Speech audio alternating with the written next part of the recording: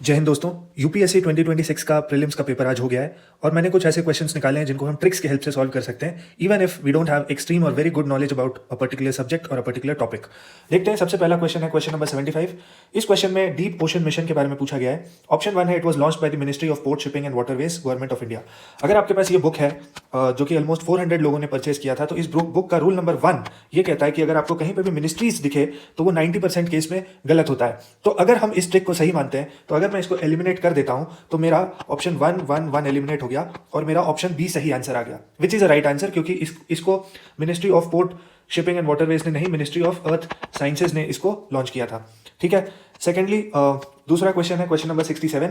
Question number 67 talks about large language model. Suppose कर लेते हैं कि मुझे इसके बारे में कोई आइडिया नहीं है, तो मैं इसको कैसे अप्रोच करूंगा एज अ एस्पिरेंट और as somebody who is appearing for the exam. ठीक है। सबसे पहले मैं जाऊंगा ऑप्शन में। ऑप्शन में मुझे दिख रहा है 1 1 1, 3 जगह पे 1 कॉमन है। ठीक है। 3 जगह पे 2 भी कॉमन है और 3 सिर्फ 2 जगह पे कॉमन है। ठीक है। अभी मैं निष्कर्ष नहीं निकालूंगा, अभी मैं चेक करूंगा 3 ऑप्शन कहता क्या है। तो ऑप्शन 3 ये बोल रहा है एलएलएम्स प्रोड्यूस अनबायस्ड आउटपुट। अब आप लॉजिकली सोचो कि एग्जामिनर भी इंसान है, उसको भी पेपर बनाने में एफर्ट लगता है। तो आप लॉजिकली सोचो कि एग्जामिनर ऑप्शन जब फ्रेम कर रहा होगा तो अगर उसको गलत ऑप्शन बनाना है तो वो कैसे सोचेगा।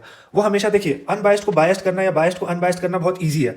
बहुत आराम से वो बायस्ड को अनबायस्ड फ्लिप करके आपको ट्रिक कर सकता है। तो इसको मैं गलत मानूंगा। विथ माई एक्सपीरियंस मुझे ये पता है कि ये मोस्ट प्रोबेबली गलत होगा। तो अगर मैं 3 को एलिमिनेट कर देता हूं तो ये गया।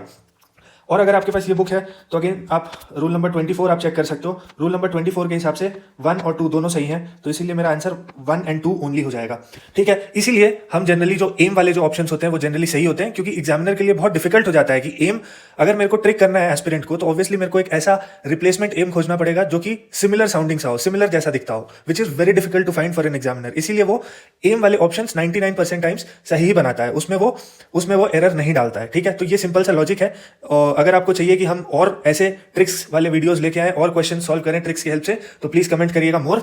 इसके अलावा ये हमारा सीडीएस का रिजल्ट रहा, which was very fantastic. 50% people could clear the exam using our YouTube content and crash courses.